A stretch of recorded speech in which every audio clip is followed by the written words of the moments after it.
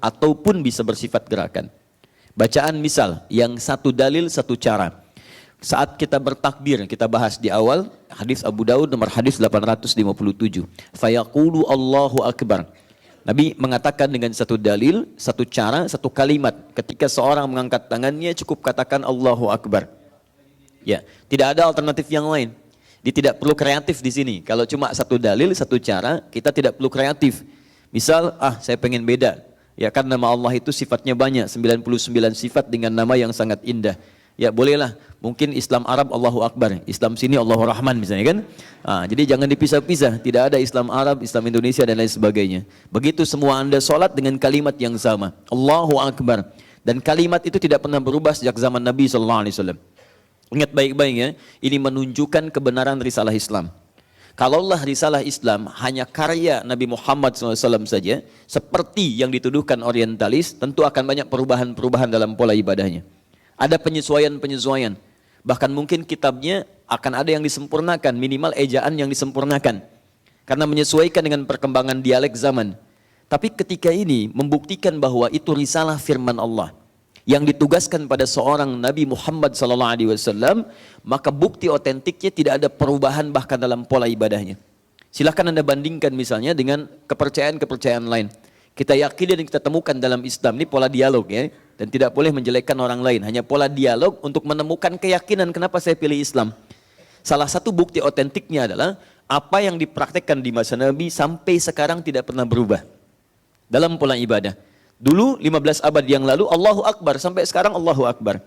Mushafnya, Qurannya silahkan cek. Setiap huruf bahkan titiknya, harakat tidak berubah sampai sekarang. Silahkan dicek. Tidak ada yang disempurnakan. Anda bandingkan misalnya dengan tulisan yang lain. Ya, dalam bahasa Indonesia ulama. Ulama itu bisa ditulis dengan dua cara. Ya, jadi ada ulama, ada ubaru.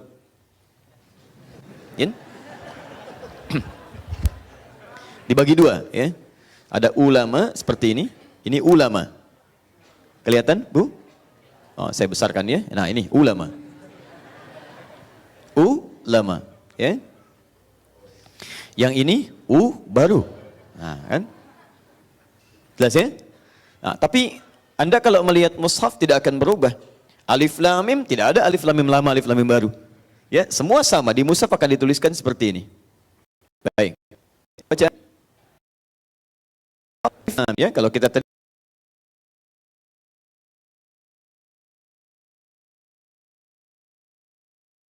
kalaulah ini hanya sebatas misalnya, mohon maaf, karya seorang manusia tentu akan ada penyesuaian-penyesuaian.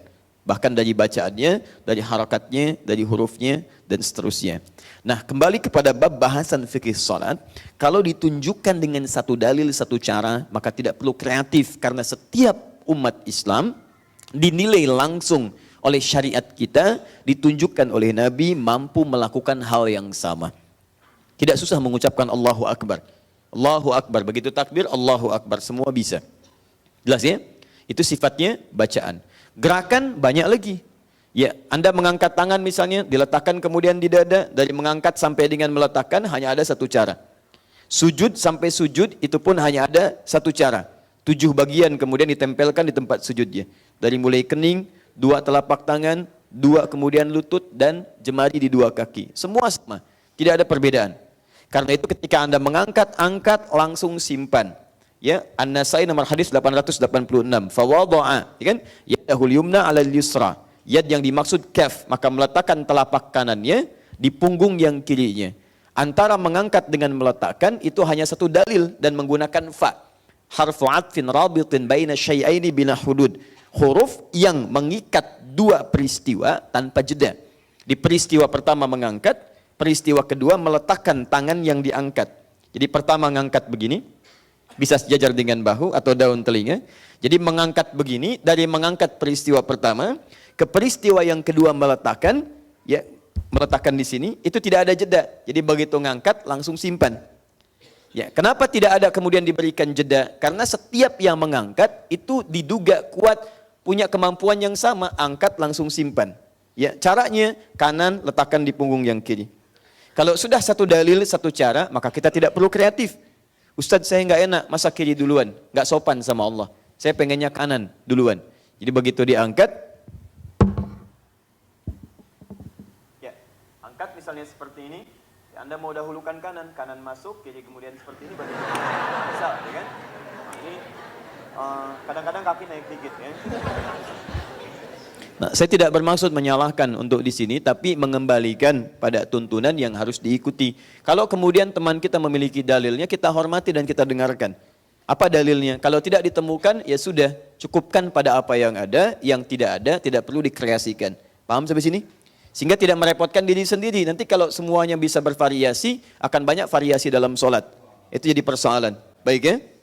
Baik, itu yang pertama. Tapi yang kedua, ada nanti saat kita menunaikan ibadah, bahkan di dalam sholat, Nabi memberikan petunjuk yang kemudian diberikan oleh Allah Subhanahu wa Ta'ala karena mengukur bahwa setiap orang sholat itu, umat Islam boleh jadi tidak memiliki satu kemampuan yang sama.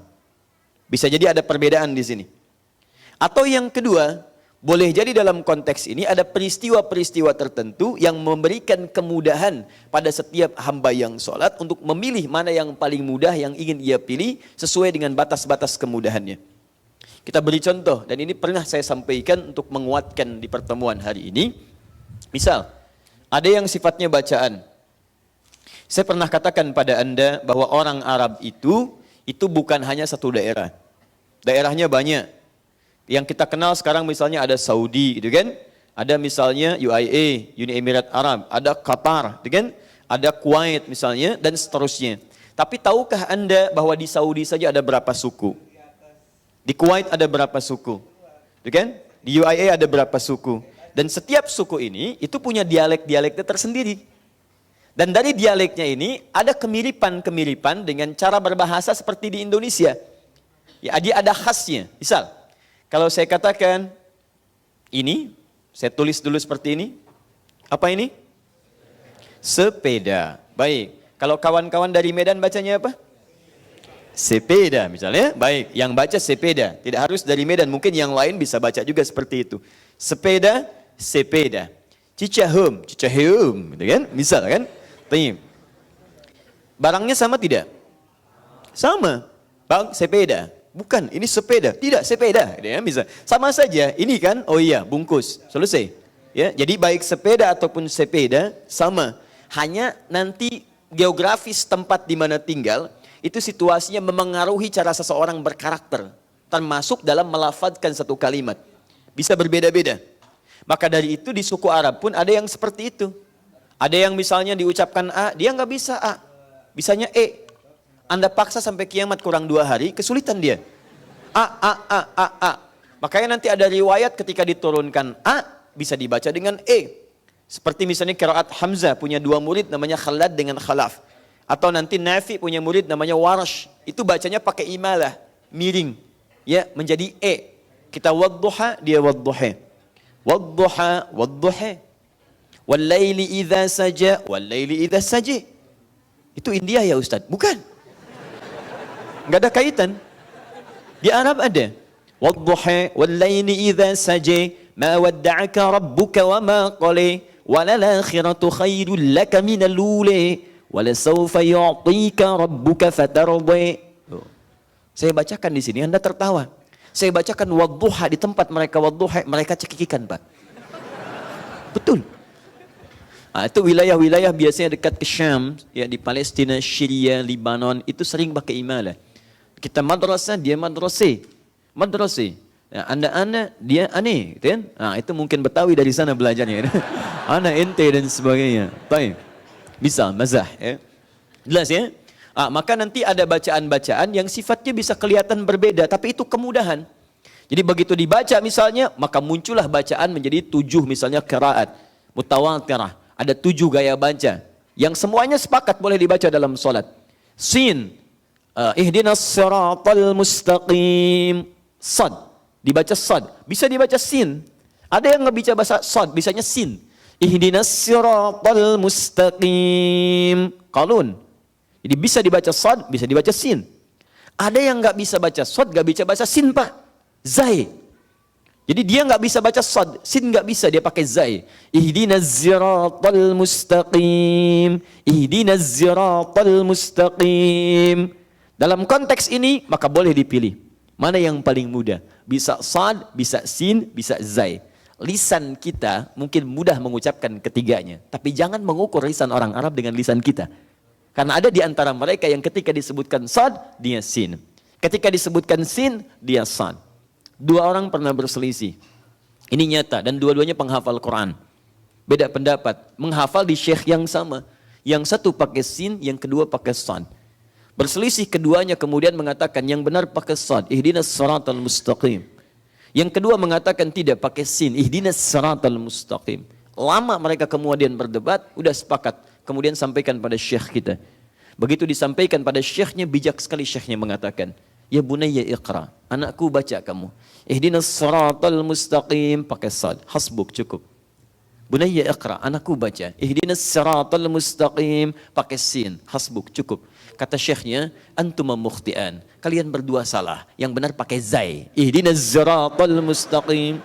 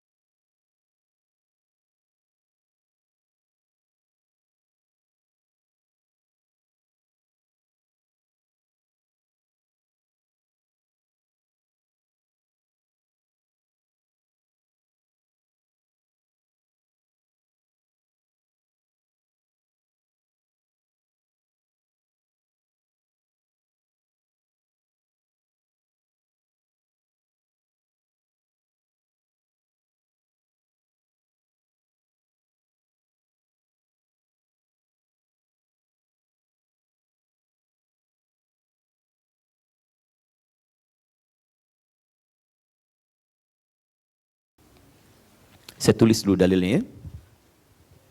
Bismillah. Sebelum saya coba tuliskan, saya bermohon pada Allah Subhanahu wa taala, kullu 'am wa antum bi khair, taqabbalallahu minna wa minkum. Ya, semoga Allah menerima seluruh amalan kita yang telah ditunaikan saat Ramadan kemarin dan semoga setiap tahun kita dijaga dalam kemuliaan oleh Allah Subhanahu wa taala. Bismillah.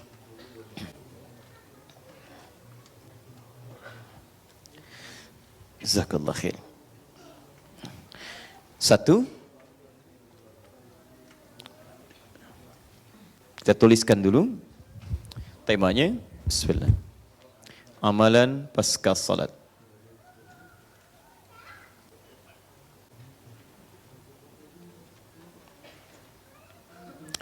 Satu, kita ambil dulu dasar pembahasannya di Quran surah keempat An-Nisa di ayat 103. Kita turunkan ini, dua. Kita ambil Quran, surah kedua dulu, Al-Baqarah, ayat 152. Tiga, bisa keluarkan Quran, misal surah ke-15 ayat 9. 4, bisa kita turunkan Quran, surah ke-54, ini selalu terbawa, ayat 17, ayat 22, ayat 32, ayat 40. Kemudian 5, kita coba turunkan Quran, surah 7, ayat 205. Kemudian 6, kita coba juga turunkan Quran, surah ke-20, ayat ke-14. Jangan dipahami sendiri, kita pahami lewat keterangan hadis-hadis Nabi sallallahu alaihi wasallam. Bagaimana mengurutkan semua formulasi ini dalam petunjuk Nabi sallallahu alaihi wasallam. Kita ambil satu, mungkin satu hadis dulu ya, hadis riwayat Muslim. Nomor hadis 591, 593, 594, 597. Ini bisa berbeda-beda, nanti kita urutkan amalan-amalannya. Nanti ini semua akan kembali ke Quran lagi, ya. Tapi ayatnya tidak saya tuliskan dulu supaya ada peluang bagi kita mudah untuk mencatat terlebih dahulu. Bismillah.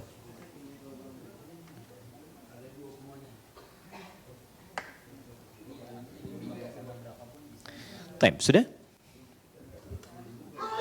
Alhamdulillah. Saya beri kesempatan dulu sejenak.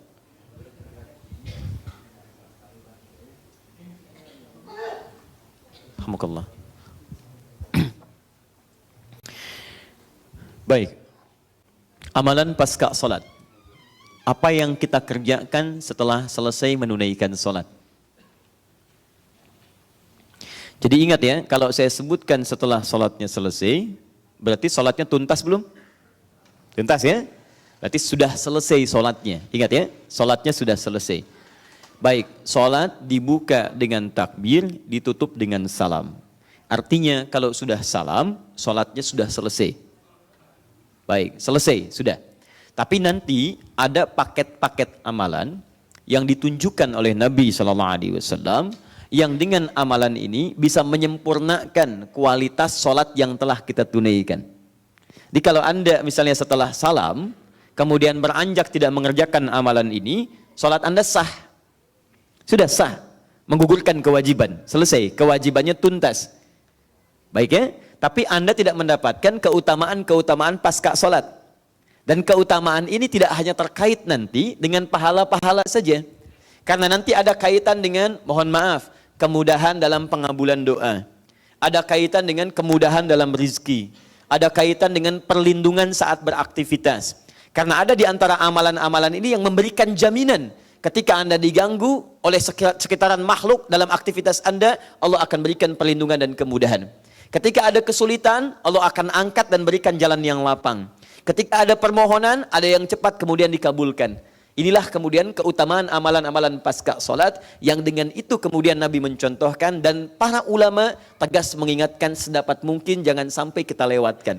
Sekalipun hukumnya sunnah, bila dikerjakan ada keutamaan dan pahalanya, bila pun tak mampu melakukan, maka Anda tidak berdosa di dalamnya tapi kehilangan keutamaan dan pahalanya. Jelas sampai sini? Baik, yuk kita mulai bahasannya. Bismillahirrahmanirrahim. Allah berfirman di Quran surah keempat An-Nisa ayat 103. فَإِذَا قَضَيْتُمُ الصَّلَاةَ, jika Anda telah tuntas mengerjakan salat. Tahan. Fokus baik-baik. Kalau kita berhenti pada bacaan ini, selesai. Fa'idha qadaytumus shalah. Misal berhenti di sini, wakaf di sini, jika Anda telah tuntas mengerjakan salat. Maka ada isyarat di ayat ini, kalau Anda berhenti di kalimat ini, ada segelintir orang yang motif salatnya untuk menuntaskan kewajiban saja. Yang penting sudah salat. Ya, ingat ya. Kalau Anda berhenti di ayat ini, fa'idha qadaytumus shalah, maka di antara maknanya menunjuk pada segelintir orang yang motif sholatnya hanya sekedar mengangkat kewajiban saja. Yang penting selesai sholat. Mau diterima, mau tidak, itu terserah Allah. Yang penting tugas saya sholat selesai. Ada yang begitu?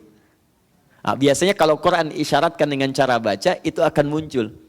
Ya, sholat subuh misalnya kan, 2 rakaat. Wah, cepat lagi selesai. Kok cepat amat? Misalnya, yang penting sudah sholat daripada enggak. Baca Al-Fatihah enggak? Sudah hafal tiap hari 17. Menurut saya setiap rakaat, dan seterusnya. Misal. Nah, itu akan ditemukan gelintir orang-orang yang demikian jika wakaf dalam konteks yang dimaksudkan.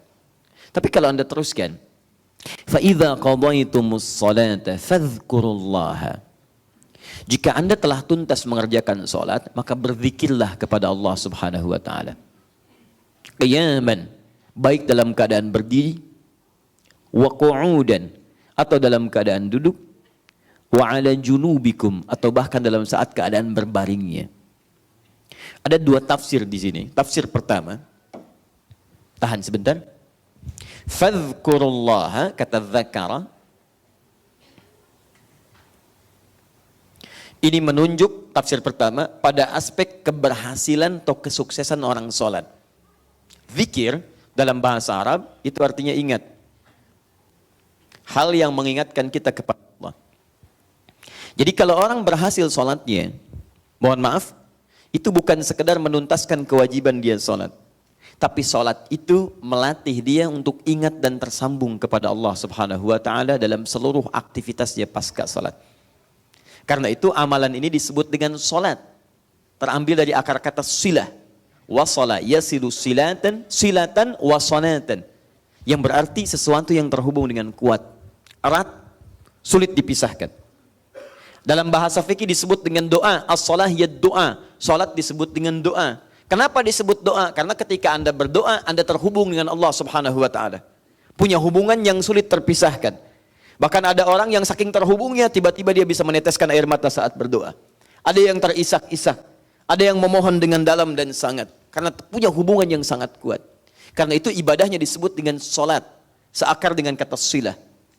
Jadi kalau seseorang benar salatnya, kata Al-Quran, begitu selesai salat, maaf, maka saat salat dia dilatih untuk ingat dengan Allah, nyambung dengan Allah. Kalimat-kalimatnya dibaca, gerakannya, sujudnya, tunduknya.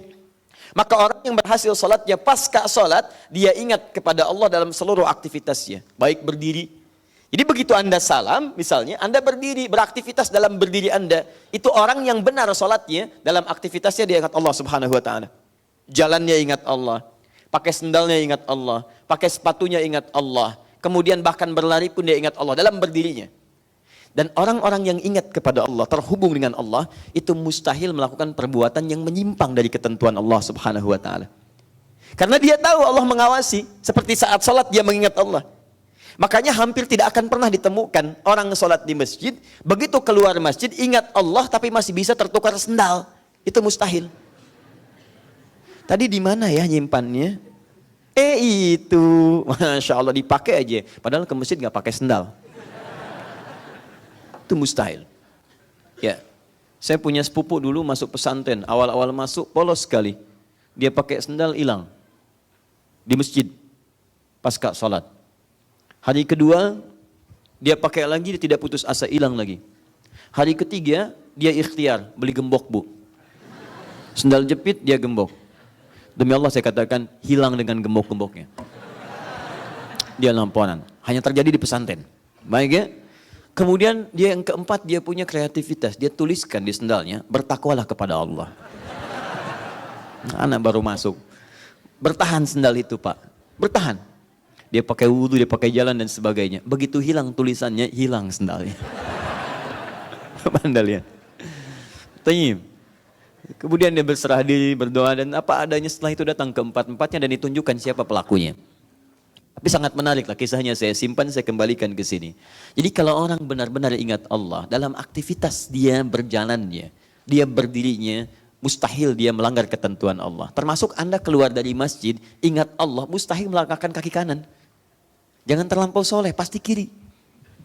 Silahkan cek, masuk kanan, keluar kiri. Jadi kalau Anda benar-benar ingat Allah, aktivitas yang berjalan pun demikian. Makanya disebut dengan ibadur rahman. Hamba Allah yang penyayang. Allah saking sayangnya kepada dia, disebut hamba, dijaga oleh Allah. Berjalannya pun teratur. Buka Quran surah 25, ayat 63. Wa ibadur rahmanil ladzina yamshuna 'alal ardi hauna wa idza khatabahumul jahiluna qalu salama. Hamba-hamba Allah yang penyayang itu kalau jalan bisa kelihatan karakternya, tawadhu dia. Tidak sombong. Jalan yamshu itu bisa dengan kaki, bisa dengan kendaraan. Ya, jadi berdiri jalan tenang orangnya. Bahkan ketika diisengin orang, bahkan diprovokasi, wa idza khatabahumul jahilun. Ketika memprovokasi atau mohon maaf misalnya mencelaknya orang-orang yang tidak punya pengetahuan banyak. Orang-orang yang kelas nalarnya rendah, mencelak dia, qalu salama. Dia jawab dengan kata-kata yang menenangkan, salama. Jadi begitu selesai sholat, assalamualaikum salam, assalamualaikum salam. Salam, begitu salam kemudian dilatih dalam sholat, dalam jalan pun qalu salama. Salam dipraktekkan. Nilainya indah, bukan cuma dalam slogan. Dinus salam misalnya kan, din salam. Ya. Di lisan tuh kan. Tapi dalam keseharian nggak ada. Itu ada sesuatu yang tidak sinkron. Saya waktu pertemuan multaqo, saya nggak tahu itu apa. Cuman multaqo ramai sekali. Kemarin ada pertemuan dai ulama, alhamdulillah kita berkumpul dan masya Allah itu. Nah di antara sela-sela acara itu ada katanya nasyid populer din salam. Anak kecil yang nyanyi Umar namanya. Ya anak kecil, suaranya bagus dia. Dan saya berdoa mudah-mudahan suara itu dialihkan kepada tilawah Al-Quran. Ya. Dan itu lebih berhak dia mendapatkan itu. Allah titipkan suara yang indah dan lebih berhak suara itu digunakan untuk bisa membacakan ayat-ayat Allah. Nah, kami doakan dia datang dan alhamdulillah dia sudah 20 juz. Ya. Dan suaranya sangat bagus pada saat itu. Ya, maka saya pikir kenapa kemudian hanya muncul di lisan tentang makna salam itu? Kenapa tidak diterapkan dalam kehidupan? Jalan, itu orang sholat.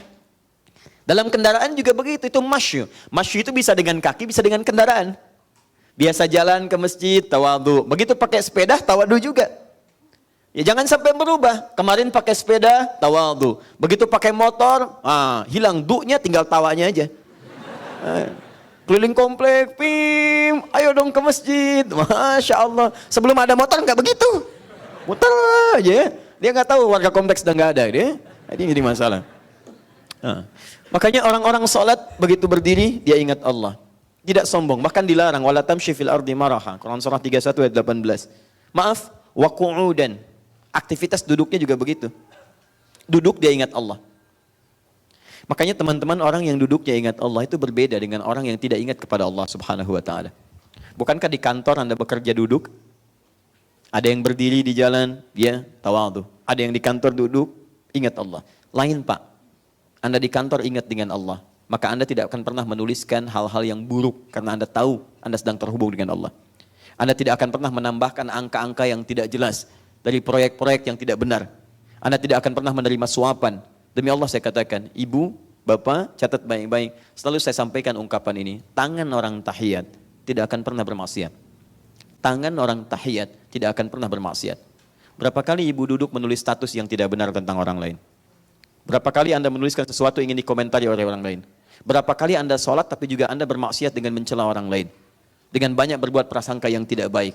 Dengan banyak mencari musuh dalam kehidupan. Orang sholat tidak akan begitu. Dia akan menuliskan sesuatu yang lembut, yang indah, yang mengandung nilai kebenaran yang diridhoi oleh Allah Subhanahu wa taala. Jadi mustahil tangan orang tahiyat bisa berbuat maksiat. Maka cek berapa kali kita menunaikan sholat sampai dengan saat ini dan berapa kali organ tubuh kita yang dipaksa tunduk kepada Allah tapi bisa-bisa berbuat maksiat dalam kehidupan. Bukankah sujud menengadahkan dan menurunkan semua organ tubuh kita? Bukankah ruku gambaran dari kepatuhan kepada Allah? Makanya disebut dengan Islam. Islam diantara maknanya patuh. Kalau seseorang sudah mulai tunduk kepada Allah, ada pembuktian dari kepatuhan dalam kehidupannya.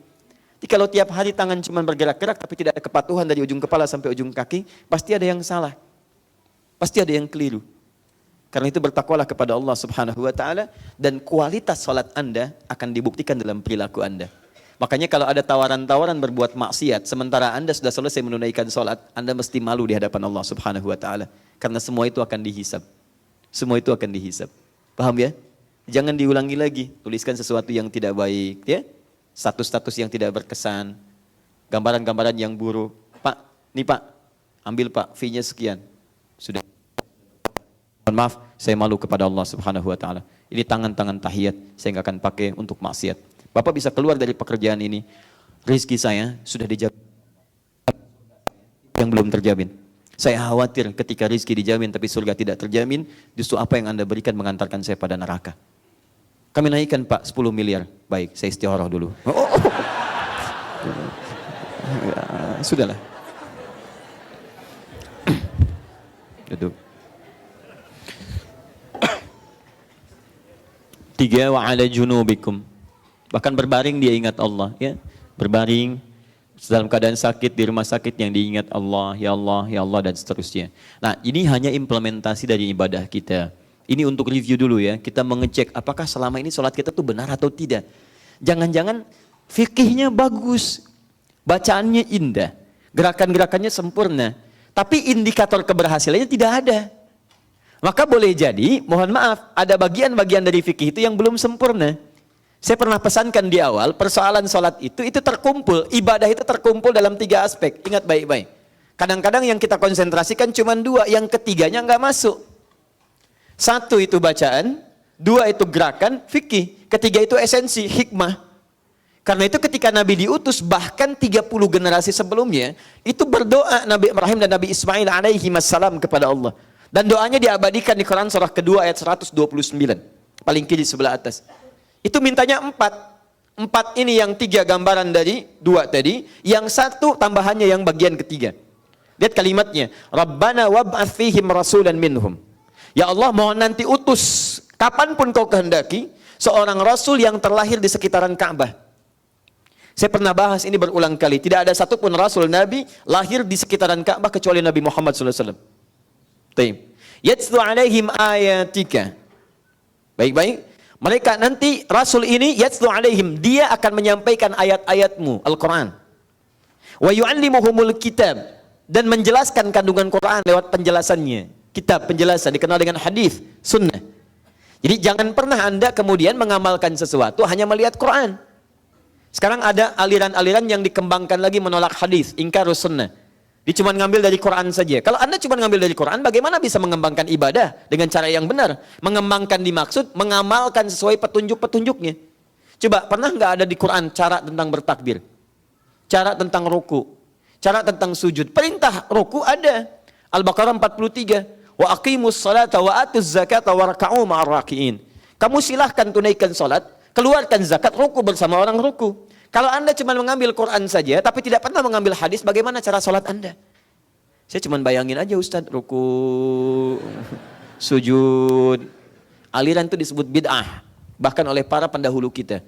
Syekh Muhammad Hashim bin Al-Ash'ari, itu menulis kitab berisalah Ahlus Sunnah wal Jamaah, pendiri Nahdlatul Ulama, 31 Januari 1926. Punya 19 kitab, kitab keduanya risalah Ahlus Sunnah wal Jamaah. Halaman 11. Paling kiri sebelah bawah. Yaitu beliau menyebutkan satu aliran yang sifatnya tidak maksimal dalam beribadah kepada Allah Subhanahu wa taala. Disebut abahiyun. Wa minhumul abahiyuna. Di antara orang-orang aliran bid'ah yang muncul banyak di tanah Jawa tahun 1333 Hijriah adalah aliran abahiyun. Siapa abahiyun itu? Itu adalah orang-orang yang konsentrasinya banyak berzikir. Zikir-zikir tapi salah tujuannya.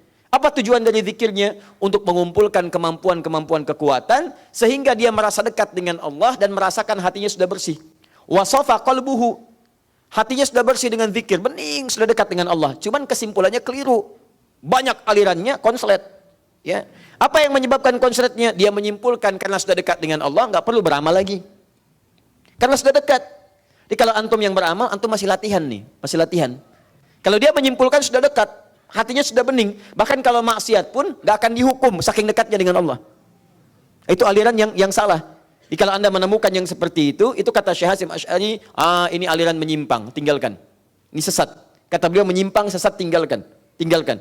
Antum datang misalnya, wah gelarnya banyak. Sekarang kan susah dibedakan antara kiai dengan dukun. Kiai pakai peci, dia pakai peci. Kiai pakai sorban dia lebih panjang.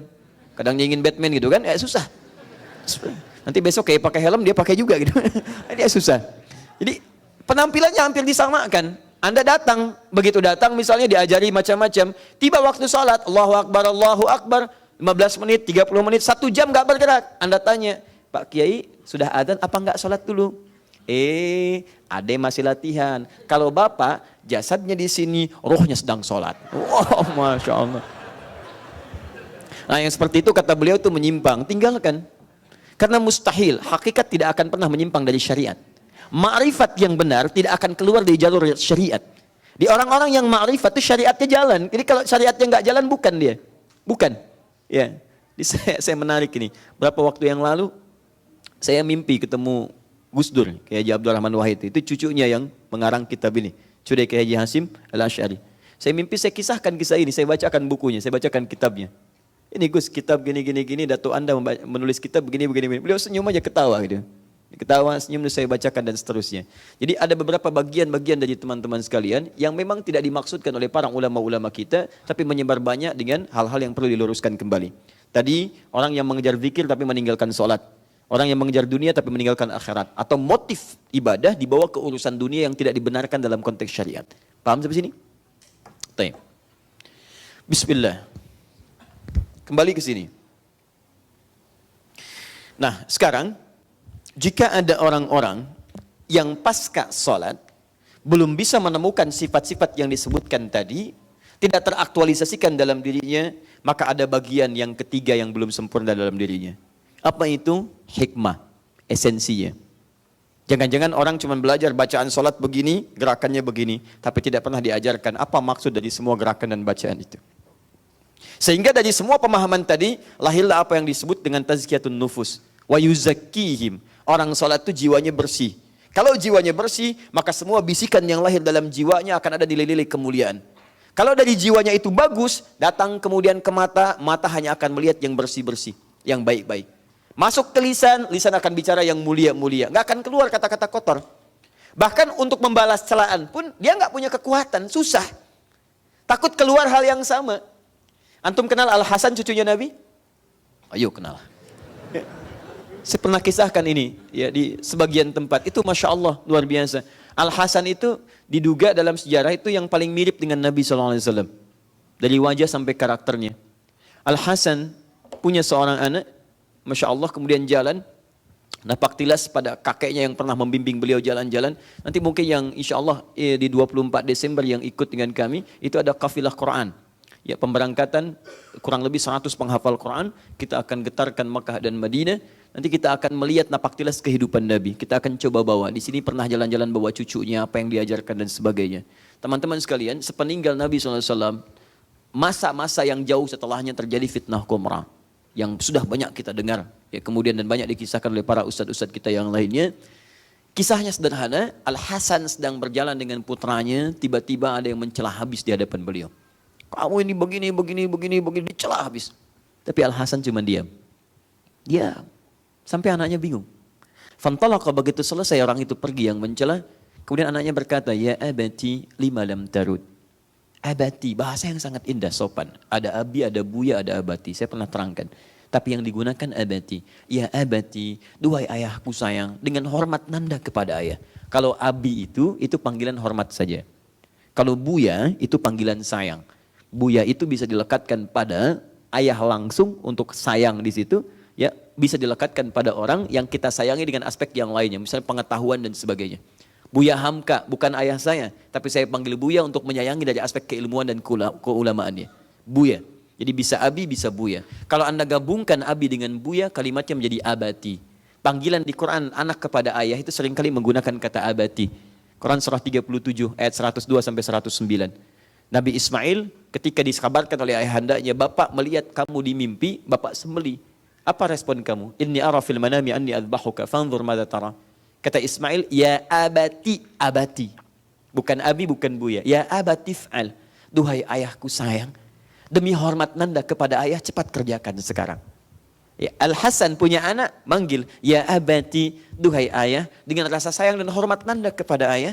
Lima lam tarud. Kenapa ayah enggak jelaskan? Kenapa enggak dibalas bahwa ayah enggak seperti itu? Perhatikan jawabannya. Wala adri ya bunayya kaifa arud. Bapak enggak tahu bagaimana cara balasnya. Jadi mencari-cari kalimat dalam jiwanya hanya untuk mengatakan, saya tidak seperti apa yang kamu duga. Atau ingin mengatakan, kamu tidak lebih baik dari apa yang kamu sampaikan. Itu enggak ketemu kata-kata itu. Dicari itu enggak ketemu. Itu bagaimana seorang cucu Nabi disebut orang paling soleh di zaman beliau, dekat dengan Al-Quran, salat khusyuknya luar biasa, dan nilai-nilai itu dibawa dalam kesehariannya. Dan akhirnya apa yang terjadi? Hanya malu yang dibawa. Tapi yang dicela tidak ada beban, jalan lapang. Orang lapang itu Allah berikan kelapangan dalam dirinya. Makanya ketika dia kembali kepada Allah, Allah berikan tempat surga yang sangat lapang seluas langit dan bumi. Orang-orang yang hatinya lapang, maka Allah berikan kelapangan dalam surganya. Bahkan surganya seluas langit dan bumi. Buka Quran surah ketiga, Quran surah ketiga, Ali Imran ayat 133 sampai 134. Wasari'u ila maghfiratin min rabbikum wa jannatin arduha as-samawati wal ardu u'iddat lil muttaqin. Bergegaslah Anda sering introspeksi diri. Ingat-ingat kesalahan, perbaiki. Kemudian setelah itu harap-harap, berdamba dan berusaha bisa masuk surga yang saya siapkan seluas langit dan bumi untuk orang takwa. Siapa ciri orang takwa di situ? Lihat ayat 134-nya. Alladzina yunfiquna fis sarai wad dharra. Dia gemar berbagi baik dalam keadaan lapang ataupun sulit. Tapi lihat terusnya. Wal kadhiminal ghaidha, yang sanggup menahan amarah. Wal 'afina 'anil nas, yang bisa memaafkan kesalahan orang. Wallahu yuhibbul muhsinin, dan Allah sangat mencintai orang-orang baik. Tidak mudah memaafkan kesalahan orang, termasuk tidak mudah menahan perasaan ketika kita banyak dicela oleh orang lain. Saat puasa mungkin saat puasa, tapi setelah puasa bisakah itu semua bertahan? Saat puasa itu mudah, bahkan jam 5:30 dicela pun Anda bisa tahan. Kamu dasar begini, tahan. Puasa. Masya Allah. Teman Anda bilang, gak dibalas, habis maghrib. Habis maghrib lupa. Coba pasca puasa bisa nggak itu kembali terjadi pada kita? Maksimalkan lagi. Itu tidak mudah. Makanya teman-teman, saya kembalikan ke sini kembali. Saya alihkan lagi. Jadi ada orang-orang yang menunaikan amalannya secara fikih itu benar, tapi hikmah tidak dapat sehingga tazkiyatun nafas tidak muncul dalam jiwanya. Dan yang paling menarik, ingat baik-baik. Yang paling menarik, Nabi Ibrahim, Nabi Ismail meminta 4 permohonan, dikabulkan oleh Allah dan ditambah 1 jadi 5. Dan ketika Allah mengabulkan, itu praktek aktualisasi dari ibadah ditempatkan nomor 1 setelah bagian-bagian yang lain. Buka ayat 151-nya. Al-Baqarah 151. Paling kanan sebelah bawah. Kama arsalna fikum, sebagaimana kami telah utus bagi kalian seorang rasul. Jadi 30 generasi sebelumnya berdoa, setelah itu baru dikabulkan. Dan hasil doa itu Nabi Ibrahim, Nabi Ismail tidak langsung menyaksikan. Jadi Nabi Muhammad itu keturunan dari Nabi Ibrahim lewat Nabi Ismail. Kakek buyutnya, datuknya yang lama berdoa, tapi ketika doa itu dikabulkan oleh Allah, yang berdoa tidak bisa menyaksikannya lagi, sudah tidak ada. Ini memberikan gambaran kata para ahli tafsir, doa itu tidak akan pernah ada kerugian di dalamnya. Walaupun ibu bapak berdoa sekarang, boleh jadi tidak terkabul saat ini, tapi generasi berikutnya yang bisa mendapatkan bagian dari doa itu. Tidak ada ruginya. Anda berdoa, ya Allah jadikan keluarga saya ada yang penghafal Quran. Jadikan ahli Quran ya Allah. Anda beri ikhtiar, tapi sampai akhir ikhtiar hidup Anda tidak hafal Quran. Mungkin bukan Anda yang dititipkan oleh Allah untuk hafalan Quran itu. Pahala Anda ingin diberikan tanpa Anda sulit untuk meraihnya. Cucu Anda yang hafal. Cucu hafal karena doa Anda. Begitu dia hafal, setiap hurufnya mengalir pahala untuk Anda. Yang hafal cucu. Yang ikhtiar ibu misalnya. Begitu ibu berikhtiar, ibu pun menghafal. Berdoa, bermohon. Sampai meninggal tidak hafal, cucu yang hafal. Maka setiap amalan dari cucu, dari Qurannya, Anda dapat bagian pahalanya. Bahkan Anda titipkan misalnya pada ibunya, tolong jadikan penghafal Quran, jadikan wasilah di situ. Plus tambahan, akan dipakaikan mahkota saat Anda kembali kepada Allah sebelum masuk ke dalam surga Anda. Sekarang perhatikan baik-baik. Nabi Ibrahim berdoa, Nabi Ismail berdoa, 30 generasi setelahnya baru kemudian terkabul. Kama arsalna fikum rasulan minkum. Sebagaimana kami telah kabulkan, kami utus seorang rasul yang lahir sekitaran Ka'bah dari golongan kalian. Yatlu alaikum ayatina. Tugasnya membacakan ayat-ayat kami, dalil Al-Quran. Lihat setelah itu, beda dengan 129. Yang 129, Rabbana wab'ats fihim rasulan minhum yatlu alaihim ayatika wa yu'allimuhumul kitab. Lihat, wal hikmah wa yuzakkihim. Yuzakkihim di akhir. Ketika dikabulkan, berbalik. Kama arsalna fikum rasulan minkum yatlu alaikum ayatina wa yuzakkikum. Baru wa yu'allimukumul kitab 3, wal hikmah 4, wa yu'allimukum ma lam takunu ta'lamun.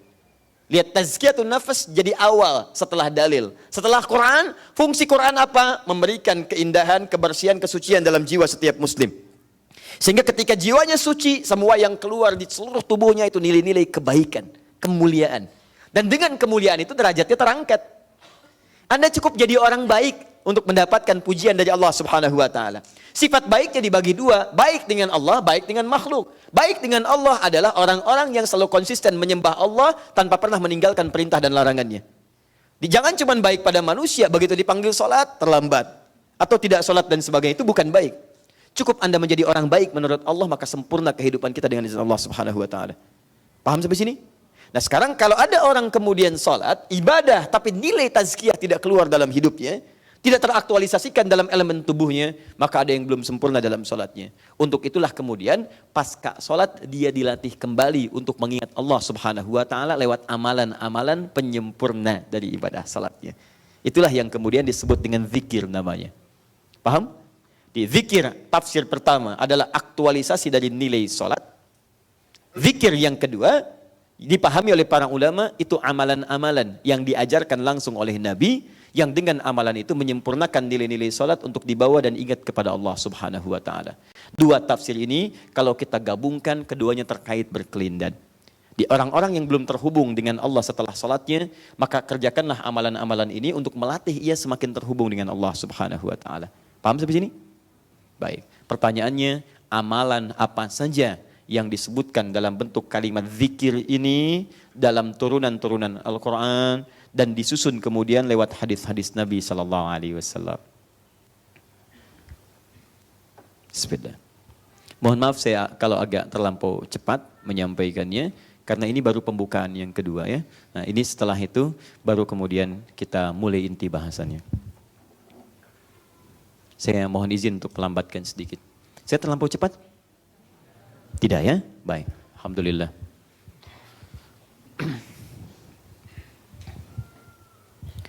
Bismillahirrahmanirrahim. Di antara amalan pasca salat yang diisyaratkan oleh Al-Quran setelah selesai menunaikan salat adalah zikir. Zikir. Pertama, apa itu zikir? Kita turunkan dulu. Jadi jangan sampai salah kesimpulan. Apa itu zikir? Kedua, setelah paham apa itu zikir, apa saja jenis-jenis zikir, ragam zikir yang ditunjukkan oleh Al-Quran. Di pertama pengertian zikir, definisinya zikir.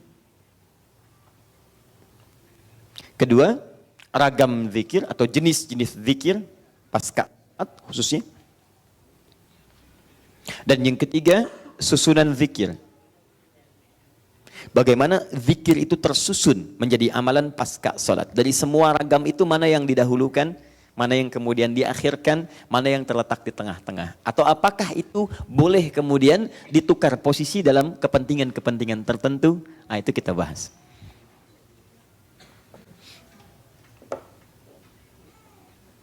Sudah? Nanti kalau sudah kira-kira paham saya akan hapus ya. Baik, tidak apa-apa ya. Semoga Allah ampuni dosa Anda. Syukran. Boleh sampai atas, Mas? Ya. Ya, nanti tulis lagi ya. Baik. Ya, waktu kita cerita singkat. Satu, apa itu zikir? Zikir adalah segala amalan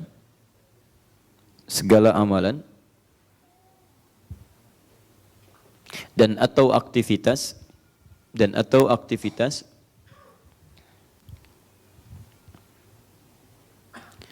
yang mengingatkan kita dengan Allah Subhanahu wa taala. Segala amalan dan atau aktivitas yang mengingatkan kita dengan Allah Subhanahu wa taala.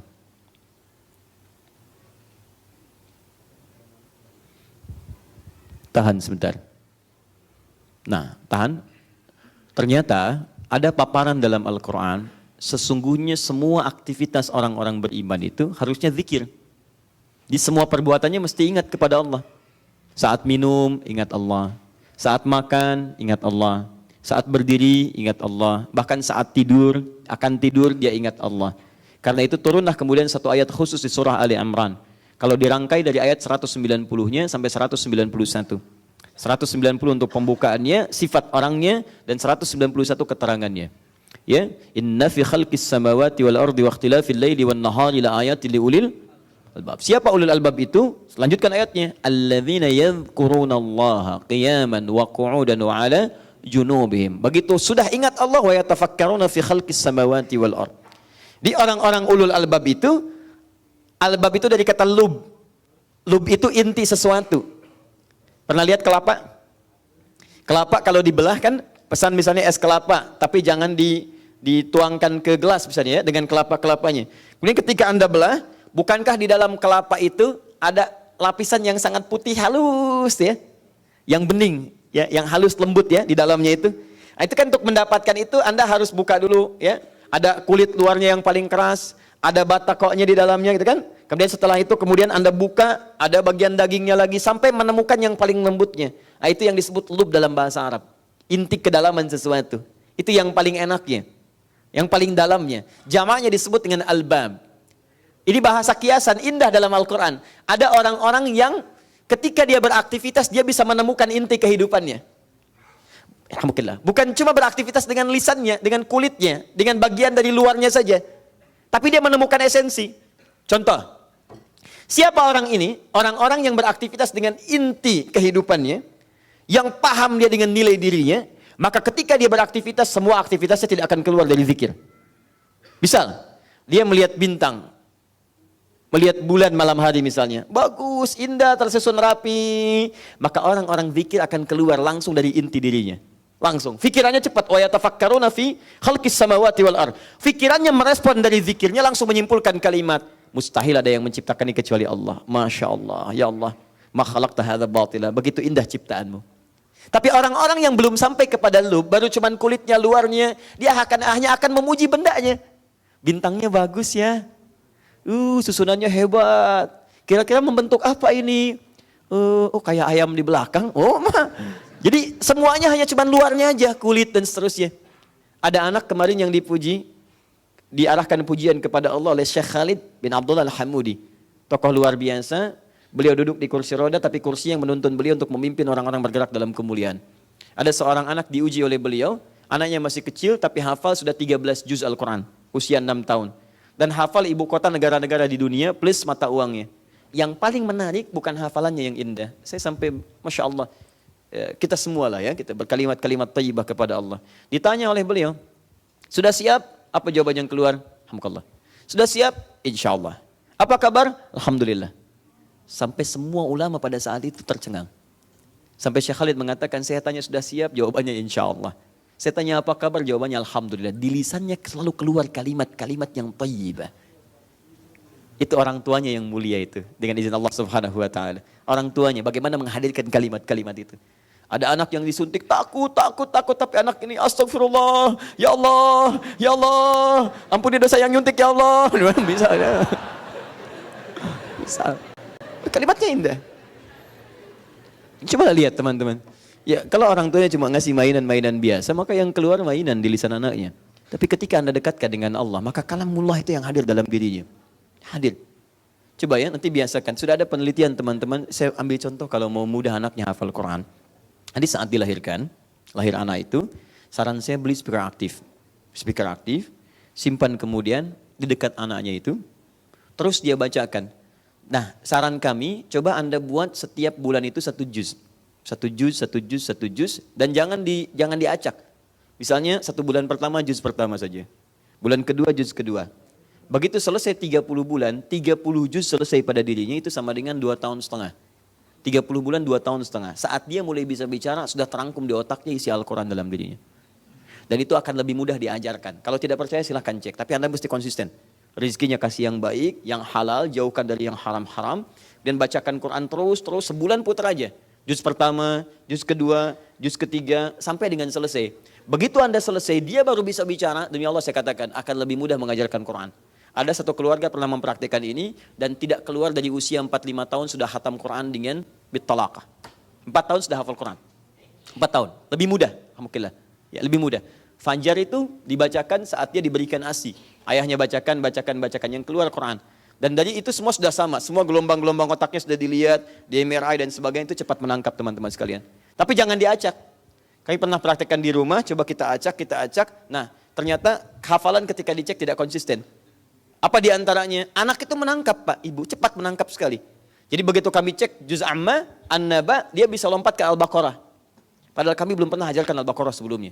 Tapi di lisan anak itu ada memori yang kemudian dia bisa keluar. Dia ingatnya itu kan Quran, selesai nyambung ke sini. Nah Anda kalau urutkan dengan benar itu bisa cepat. Termasuk kita insya Allah kalau ingin cepat hafalan Qur'annya, program aja. Dalam sebulan juz ini dulu. Terus dengarkan. Ya, Papa lagi di mana? Alif Lam Mim. Sudahlah. Sini dulu ya. Paham ya? Jadi satu itu orang-orang yang seharusnya orang-orang yang benar itu semua aktivitasnya zikir, mampu mengingatkan dia dengan Allah. Makannya ingat Allah, minum ingat Allah sehingga berkah.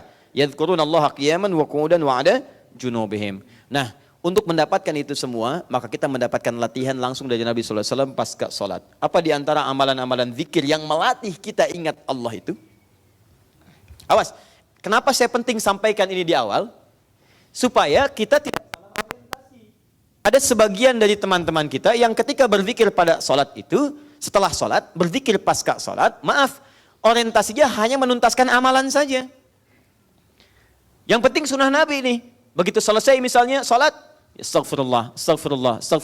Allahumma antas salam, minkas salam, tabarakta ya dzal jalali wal ikram. La ilaha illallah wa la syarika lahu, lahul mulku wa lahul hamdu wa huwa ala kulli syai'in qadir. Selesai, doa, pulang. Tapi poin ini tidak ada. Karena hakikatnya latihan-latihan yang tadi, subhanallah, alhamdulillah, itu mengingatkan dia dengan Allah. Nanti kita akan bahas. Makanya kalau ada orang-orang setelah sholat, zikir juga, belum mampu mendekatkan dia dengan Allah, ada yang salah juga dalam zikirnya. Jadi Anda pasca sholat belum ingat Allah, dilatih lewat zikir. Zikir itu menambah ingatan Anda kepada Allah. Jadi kalau lisan Anda mengucapkan banyak hal tentang Allah, yang membantu diri Anda diangkat supaya dekat dengan Allah, Anda belum dekat juga dan ingat pada Allah, ada yang salah dalam aktivitas itu. Yang paling hebat, Anda mengerjakannya setiap hari tapi tidak paham apa yang Anda kerjakan. Itu yang paling luar biasa dan sangat ironis. Baik, kita mulai amalan pertama dalam Quran. Dalam Quran ini ada yang sifatnya umum. Quran surah 2 ayat 152. Paling kanan, agak ke bawah. Fadhkuruni adzkurkum. Ada ayatnya? Maka berzikirlah Anda kepada saya. Ingatlah kepada saya. Berzikirlah kepada saya. Adzkurkum, maka saya pun akan ingat dengan kamu. Awas, ini kaidah pertama. Orang yang zikir kepada Allah, yang selalu ingat dengan Allah, maka Allah pun akan mengingat dia. Saya kalau ingat Anda, saya telepon Anda, saya doakan Anda, dan kita berbincang, bukankah Anda akan ingat dengan saya pula? Jika makhluk saja sudah begitu, maka bagaimana dengan Allah subhanahu wa ta'ala yang tidak sama sifatnya dengan makhluknya? Laisa kamitslihi syai'. Sekarang perhatikan baik-baik. Ini kaidah ya, ini kaidah. Ini manfaat dari zikir. Tadi saya sampaikan di awal bukan cuma sunnah untuk dilakukan, tapi ada hal yang sangat istimewa. Pertama, Allah meminta kita untuk berzikir. Zikirlah kepada saya dengan amalan-amalan tertentu. Fokus. Maka ketika Anda ingat dengan saya akan ingat Anda kepada Allah. Saya akan ingat Anda kata Allah. Perhatikan baik-baik. Fungsi zikir yang pertama, kita akan selalu diingat oleh Allah subhanahu wa ta'ala. Alhamdulillah. Lihat. Allah minta kita ingat Allah dengan kata perintah. Fadhkuruni, ingat kalian kepada saya.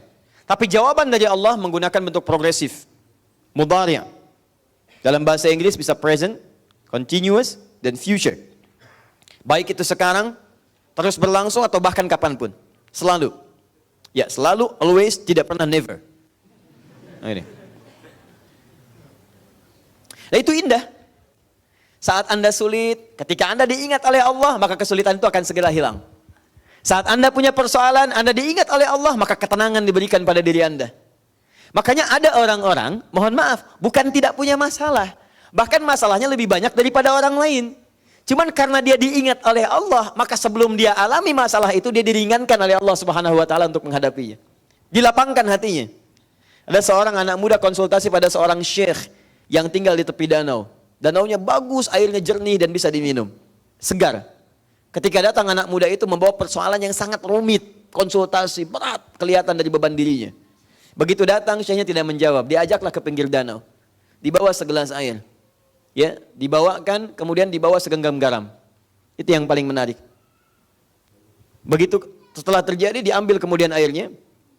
Setelah itu dimasukkan garamnya. Genggam yang pertama, diberikan kemudian, selesai, tahan sebagiannya. Kata syekhnya, minum. Bingung orang ini. Asin syekh, minum aja dulu. Begitu diminum langsung dimuntahkan, asin. Seperti itu. Keluarkan semua airnya, lempar ke danau, lempar dengan garamnya semua ke danau. Begitu dilempar, diambil lagi kemudian air menggunakan gelas yang sama. Sekarang minum. Bagaimana rasanya? Segar, tawar. Itulah kondisi hatimu. Masalah sebesar apapun, kalau hatimu itu lapang seluas danau ini, maka kesulitan besar pun akan mengecil. Dan ringan dibawa dalam hidup. Tapi kalau hatimu hanya sesempit gelas ini, maka segala yang terjadi pada dirimu sekalipun hanya sedikit dari garam itu akan terasa asin dalam hidup. Dan tidak akan nyaman terbawa dalam kehidupan. Sedangkan sifat Allah ketika mencintai dan mengingat seorang hamba, maka yang pertama Allah berikan akan melapangkan keadaan dirinya.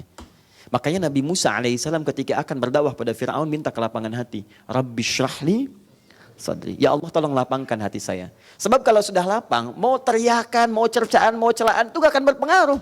Dasar Musa begini. Lapang aja, ayo terus. Tapi kalau hati Anda sempit, belum dicela, sudah mencela. Apa? Mau nyela? Itu belum dicela tuh. Dan bangga kadang-kadang dengan celaan. Bapak kok marah Pak? Saya memang pemarah. Bangga dengan temperamentalnya. Saya memang pemarah, mau apa? Jadi ada sesuatu yang keliru.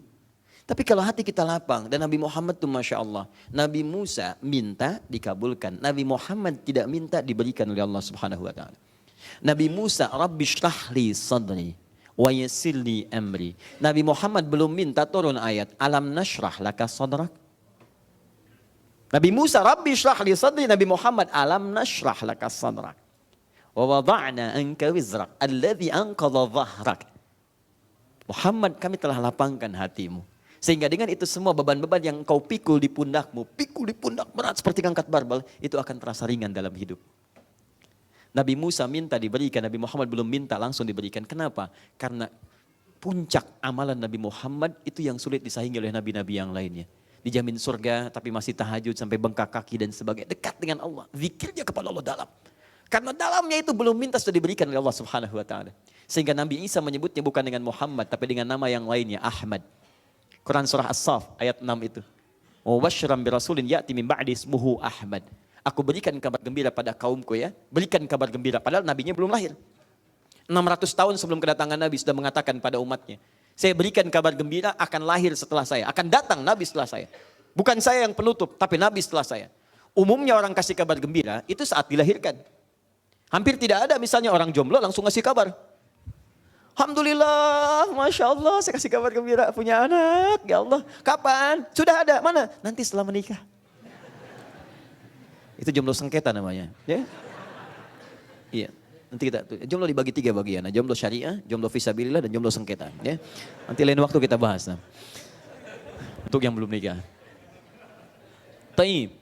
Apa yang disampaikan Ahmad, puncak zikirnya tinggi, lapang. Jadi kalau hati kita benar zikirnya, maka lapang menjalani persoalan. Makanya nanti saya sampaikan pada Anda, amalan-amalan ini kalau Anda kerjakan saat Anda sedang gelisah, itu memberikan ketenangan. Makanya kalau Anda dalam setiap hari berzikir, tapi nggak pernah tenang dalam masalah, itu perlu ditanya. Zikirnya betul nggak? Nyambung nggak dengan Allah?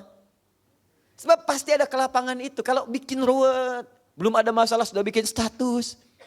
Kayaknya hari ini ada persoalan deh. Kayak persoalan belum datang sudah ditulis. Begitu muncul tuh kan. Allah apakah engkau gak sayang aku? Update di Facebook. Kenapa Jeng? Tanya sama orang lain. Ih gak nyangka ya. Nyangka tuh. Banyak yang salah. Paham ya? Karena itu kita kembalikan. Jadi ini manfaat yang pertama. Jadi fungsi zikir itu jangan tinggi-tinggi dulu, yang lain-lain dulu. Puncaknya adalah kenyamanan dalam hati, kelapangan. Sama, ini bukan cuma dengan teman-teman, ustadz juga sama, kiai sama, ya habaib dan sebagainya. Harus berzikir. Bukan cuma ustadz, saya sudah ustadz, gak usah saya levelnya sudah, gak bisa. Zikir. Karena ustadz belum tentu tidak punya masalah Bu. Masalah ustadz bisa lebih banyak daripada ibu. Tuh masalah ibu dipikirin ustadz juga. Ada pertanyaan, masuk kertas dan sebagainya. Ya handphone sampai sakit, nggak bisa dipakai lagi gitu kan. Masuk itu. Tapi insya Allah ketika kita membangun hubungan yang dekat, kita semua, baik Anda ustadz, Anda pengusaha, Anda apapun, maka akan ada kelapangan dalam jiwa. Itu yang pertama. Jadi tolong dievaluasi ya. Kalau selama ini kita berzikir tidak menghadirkan kelapangan dalam jiwa kita, ada sesuatu yang harus disempurnakan. Sekarang apa amalannya? Teruskan. Bisa baca Al-Quran. Kalau ini masih umum. Bisa baca Al-Quran. Karena Quran disebut dengan zikir. Quran surah 15 ayat 9. Inna nahnu nazzalna dzikra wa inna lahu lahafizun. Sungguh kami yang telah menurunkan Al-Quran sebagai zikir. Hal yang mengingatkan kita dengan Allah. Makanya saat Anda baca Quran, Anda sedang berzikir. Lihat fungsinya Bu ya, Pak ya, lihat fungsinya. Tadi fungsi zikir yang pertama apa? Memberikan ketenangan kepada jiwa kan? Kelapangan dalam hati. Makanya ada rumus, ketika Anda sedang gelisah, sedang tidak tenang, coba Anda berwudu, kemudian buka mushaf. Bacalah Quran itu. Demi Allah saya katakan, begitu Anda buka mushaf, itu akan sedikit banyak walaupun belum dibaca, sudah ada ketentraman dalam jiwa. Begitu dibacakan, Taha, Masya Allah, keluar ketenangan dalam jiwa Anda. Walaupun gak baca Taha misalnya, Anda baca Wadduha, Wadduha, Wallayli idha saja, Ma wadda'aka rabbuka wa ma qala. Dibacakan, tiba-tiba tanpa terasa air mata Anda mulai mengalir. Semua beban itu kayak ringan. Setelah itu ada ketenangan dalam jiwa. Setelah itu tawakal terbentuk. Setelah itu Allah, Engkau yang menitipkan persoalan. Engkau yang memberikan solusinya. Tidak mungkin kau titipkan kepada hamba ya Allah kalau hamba tidak sanggup untuk menerimanya. La yukallifullahu nafsan illa wus'aha. Sudah selesai. Enak. Coba dipakai. Jadi jangan cuma dipakai nanti pasca sholat Anda baca. Nanti kita lihat bacaan-bacaannya apa saja. Tapi itu tidak hadir dalam kehidupan kita. Latihan itu untuk dipraktekkan dalam dunia nyatanya. Makanya orang-orang yang training di perusahaan, bagaimana berhasil trainingnya ketika dia memulai pekerjaannya. Kita di training dengan amalan-amalan, kapan itu berhasil? Saat kita menjalani prosesnya. Makanya ketika Anda berzikir, Anda diuji oleh Allah dengan masalah. Untuk membuktikan pada Anda bahwa zikir itu solusi. Jadi kalau nggak ada persoalan dalam hidup, Anda tidak akan pernah mengerti. Rupanya ini fungsi zikir dalam kehidupan saya. Jadi Anda tidak akan merasakan nikmatnya zikir. Keindahan dalam zikir. Kadang-kadang kita butuh tanjakan untuk mengerti bahwa setelah itu ada turunan. Kadang-kadang kita mesti menghadapi masalah untuk tahu bahwa di balik masalah itu ada keindahan dalam kehidupan. Ada solusi. Kalau tidak pernah ada garamnya tidak akan terasa enak sayur yang sedang Anda nikmati itu. Demikian dalam kehidupan. Makanya dalam rumah tangga itu ada yang disebut dengan sakinah. Apa itu sakinah?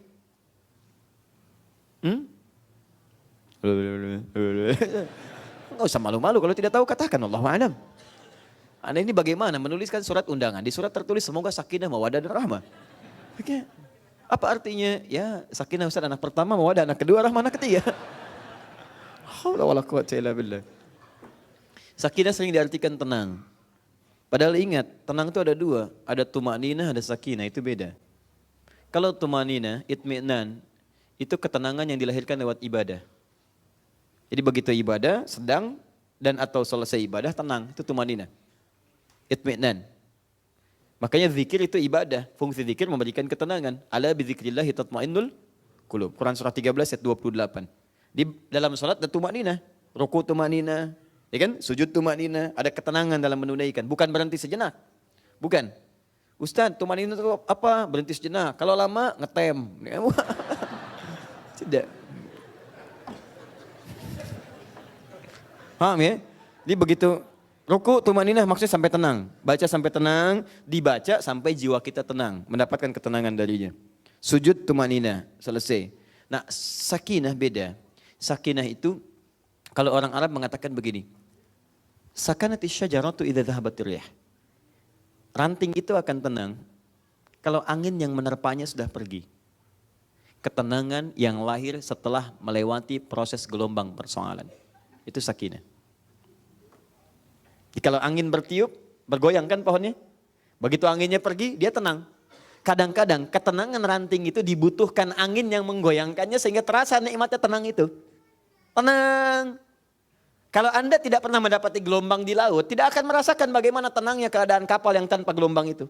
Di begitu ada gelombang, Allah tuh semua berdoa. Begitu gelombang selesai, ada ketenangan tersendiri yang berbeda. Nikmat, ada rasa. Rasa kenikmatan, ketenangan, kenyamanan dan sebagainya. Di kawan-kawan sekalian, kenapa kemudian Anda tahu dalam bahasa Arab disebut dengan pisau? Pisau bahasa Arabnya apa? Sikin, seakar dengan kata sakinah. Bukankah Anda kalau mau masak sayuran dipotong-potong pakai pisau? Potong, potong, potong, potong, potong, potong, potong, potong, potong, selesai. Begitu selesai dipotong, dipotong, dipotong, tenang, selesai, makan enak gitu. Masya Allah. Coba kalau makan durian gak dipotong dulu. Ya, timun macam-macam segalanya tidak dipotong, tidak diiris, tidak akan nyaman. Makanya sakinah kenapa disebut sakinah? Karena konsep ketenangan di rumah tangga tidak akan pernah ada kenikmatan yang tenang sempurna kecuali diuji dengan persoalan-persoalan.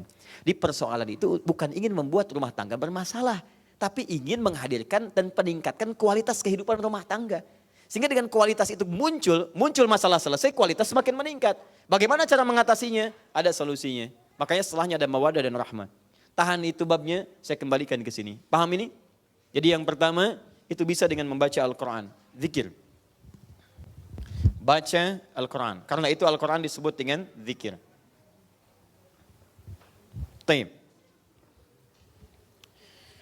Kalau tidak ingin susah dalam membaca, dan di mana saja bisa dipakai, kalau baca kan biasanya diorientasikan ada mushaf ya. Sedang tidak tenang, ambil mushaf, berwudu, menghadap kiblat, baca tenang. Kalau Anda ingin dimanapun tenang, tanpa harus mencari mushaf, hafalkan Qurannya. Jangan ketawa. Ini mudah. Dan ini serius. Karena tidak ada satupun kitab di muka bumi ini yang dijamin kemudahan dalam menghafal kecuali Al-Quran. Dan ini mukjizat Al-Quran. Dan ini membuktikan bahwa Quran firman Allah. Kalau dia perkataan manusia, maka akan sama sifatnya dengan karya manusia yang lain. Silahkan cek, karya manusia itu mustahil ada kemudahan dalam menghafalkannya. Mustahil. Walaupun dia hafal ada banyak keliru, ada yang tidak sempurna kalimatnya, ada yang salah hurufnya. Silakan yang hafal undang-undang dasar misalnya. Undang-undang dasar 1945, KUHP dan sebagainya. Anda bisa cek, apakah ada kemudahan semudah menghafal Al-Quran? Kalimat di undang-undang dasar, kemudian kalimat jumlahnya hitung, sama akan dengan satu surah dalam Al-Quran. Dengan jumlah yang sama. Akan beda cara Anda menghafal dan beda kemudahannya. KUHP misalnya, ya silakan hafalkan. Anda akan temukan banyak perbedaan-perbedaan di dalamnya. Semua karya manusia akan memiliki sifat-sifat kemanusiaan. Tapi firman Allah tidak akan pernah disaingi oleh manusia. Karena itu, saya cek pada Anda. KUHP, Ustadz ada yang hafal sempurna. Orang lihat. Orang yang nggak bisa lihat bisa nggak hafal. Anda yang muda, anak kecil bisa nggak hafal. Anak yang belum balik bisa nggak hafal KUHP. Orang yang sudah sepuh 82 tahun bisa nggak hafal KUHP. Dan seterusnya. Sulit untuk menemukan ini. Tapi Al-Quran tidak. Al-Quran tidak. Anak kecil, Masya Allah, anak-anak, orang dewasa, yang dewasa kekanak-kanakan, yang sudah sepuh dan sebagainya, yang melihat, yang belum bisa melihat dan sebagainya, hafal Quran. Kalau bukan firman Allah mustahil. Tapi persoalannya, ketika Allah minta kita menghafal, ternyata Quran itu disebut dengan zikir. Quran surah ke-54, ayat 17, ayat 22, ayat 32, ayat 40. Walaqad yassarnal Qur'ana lidzikri. Fahal min mudzakir. Sungguh kami telah mudahkan Al-Quran sebagai zikir. Jadi maaf sesungguhnya. Jadi orang-orang yang punya hafalan Quran dalam dirinya, seharusnya ada dua hal yang membedakan dia dengan yang belum hafal. Apa perbedaannya? Perbedaan pertama, karakteristiknya akan cenderung tampil lebih tenang. Tenang, ada kelembutan, karena lapang jiwanya. Ahli Quran itu mesti beda. Cek Bu ya, Pak ya, kalau Anda menitipkan anak Anda di tempat hafalan Quran, kembali dari situ tidak berubah karakternya, ada yang salah hafalannya. Ada yang keliru. Penghafal Quran itu kelihatan dari sikap, tawadhu'nya, tenangnya, ya gambar. Dia paham kapan dia mesti meledak-ledak. Kapan dia mesti mengeluarkan ketegasannya. Kapan dia mesti lembut, itu paham. Tapi yang paling utama, itu yang paling hebat. Ada ketenangan dalam dia bersikap, lain. Silahkan cek Anda kumpulkan penghafal Quran, akan beda Pak. Dari sikapnya, Masya Allah, bahkan senyumnya, bahkan dari gayanya macam-macamnya, dan seterusnya itu Masya Allah, akan ada perbedaan. Cek, jadi anak Anda, kalau Anda menghafal Quran, bahkan Anda pribadi menghafal Quran, tidak merubah perilaku kita jadi lebih baik, lebih lapang dalam kehidupan, itu pasti ada yang keliru dalam hafalannya. Dua, ahli Quran itu akan jadi lebih dekat dengan Allah Subhanahu wa Ta'ala. Karena kalimat-kalimat yang dia hafalkan kalimat zikir. Dan itu firman Allah. Makanya kalau ada orang yang menghafal firman Allah, tidak dekat dengan Allah, ada yang salah dengan Qurannya. Ada yang tidak hafal qul huwallahu ahad. Yang hafal qul huwallahu ahad boleh angkat tangan? Alhamdulillah. Qul huwallahu ahad. Surat apa itu? Al-Ikhlas, Masya Allah. Semakin dibaca semakin berkurang keikhlasan. Kenapa? Bukan, kaitannya bukan dengan konteks itu. Ada yang tidak tepat. Lihat, qul huwallahu ahad. Orang yang benar-benar hafal sebagai zikir, katakan hanya Allah Tuhan yang ahad. Ahad, tidak ada yang lain. Dia akan katakan hanya Allah yang benar. Itu normal. Setiap keyakinan akan mengatakan Tuhan dia yang benar. Maka kita sebagai muslim meyakini hanya Allah Tuhan yang esa, nggak ada yang lainnya. Allahus Samad, tempat bergantung, nggak ada yang lain. Hanya Allah yang dipertuhankan, dinnya yang benar, din yang diridhoinya Islam, selesai. Allah hanya satu Tuhan, tidak ada yang lain. Maka orang yang hafal qul huwallahu ahad tidak akan mengatakan semua agama sama. Semua agama sama, cuman caranya beda-beda. Begitu dikuburkan gak mau dibakar. Tidak akan pernah mengatakan lisan orang yang al-ikhlas, lisan orang yang bertauhid qul huwallahu ahad. Kalau benar menghafalnya sebagai zikir, maka dia akan kesulitan dan kaku lisannya untuk mengatakan semua agama sama. Kenapa? Karena hafalannya dikeluarkan dengan zikirnya. Takut lisannya keluar, takut. Kaku, gak bisa dia ucapkan karena terhubung dengan Allah, zikir. Jadi kalau ada orang bisa menghafal qul huwallahu ahad tapi ringan mengatakan kata-kata tadi, maka Qur'annya tidak menjadikan dirinya sebagai zikir pada Allah Subhanahu wa taala. Ada yang salah dalam hafalannya. Dalam catatan kami itu bukan menghafal. Dia enggak hafal, dia cuma tahu. Dia cuma tahu, jangankan dia yang tidak beriman pun bisa kemudian membacakan ayat itu. Itu persoalannya. Itu yang disebut oleh Al-Qur'an, iman tidak sampai pada jiwa cuma sampai pada di lisannya. Dan dia mengaku muslim tapi imannya enggak sampai kepada jiwanya. Itu ada di Quran surah ke-49 ayat 14. Ayat 14. Dan itu sudah terjadi di zaman Nabi. Qalatil a'rabu amanna. Ada sementara orang Arab mengatakan kami beriman. Qul lam tu'minu, kata Allah, katakan Muhammad kalian belum serius imannya. Walakin qulu aslamna, tapi katakan pada mereka kalian baru mengatakan masuk Islam. Walamma yadkhulul imanu fi qulubikum, tapi iman enggak sampai ke dalam jiwa kalian. Karena itu karena enggak sampai kepada Kulub itu tempatnya zikir. Ala bizikrillah tatmainnul kulub. Ya, tempatnya zikir, menyambung dengan Allah. Karena iman tidak sampai pada jiwanya, tidak memberikan respon dalam dirinya untuk diamalkan dalam kehidupan, cuma di lisan. Makanya banyak orang mengatakan A, B, C, tapi nggak ada amalannya, nggak ada nyambung dengan Allah. Jadi sudah lama terjadi 15 abad yang lalu. Jadi kalau ada yang sekarang pengen ikut-ikutan, dia telat. Semua agama itu sama, Anda telat. Telat Anda, ketinggalan. 15 abad yang lalu sudah ada yang seperti Anda. Imannya cuma di lisan, gak sampai kepada jiwa. Dan kita doakan, semoga dia kembali. Allah berikan hidayah kepada ya Allah. Ya Allah, dia hidup dengan kami, tolong jadikan kami bertemu juga di surga dengannya ya Allah. Berikan petunjuk dalam sujud Anda. Begitu Anda sentuh dalam doa, mungkin cercah hidayah hadir dalam jiwanya. Dan tidak sedikit yang kembali. Ingat, kembali. Kami doakan. Saya doakan demi Allah, saya katakan, saya mencoba mendoakan yang disebut dengan homoseksual, yang lesbian, yang macam-macam, saya doakan. Dan tidak sedikit kemudian yang telepon, yang menangis, yang ingin berubah, yang minta dibimbing dan sebagainya. Ya, jadi mendoakan itu lebih mulia daripada mencela. Dan kita berikan solusi, nilai-nilai kebaikan. Kita ajak teman-teman untuk berubah. Adapun itu pilihan dia, mau kembali atau dia, pilihan Anda. Pilihan Anda, tapi kita bisa memilih untuk mendakwahi dengan cara-cara yang lembut. Paham ya? Ini bagian yang kedua. Jadi kalau Anda menghafal Quran, walaupun belum 30 juz, walaupun baru Al-Ikhlas, walaupun belum baru An-Nas, tapi perilaku kita menyimpang dari apa yang kita hafalkan, maka Quran itu belum jadi zikir dalam kehidupan kita. Paham ya? Sekali lagi, Quran belum jadi zikir dalam kehidupan, bukan kita, saya tidak ikutan. Ini bisa jadi doa atau kalimat thayyibah. Quran surah 7 ayat 205. Wadhkur rabbaka fi nafsika tadarruan wa khifatan wa dunal jahri minal qaul.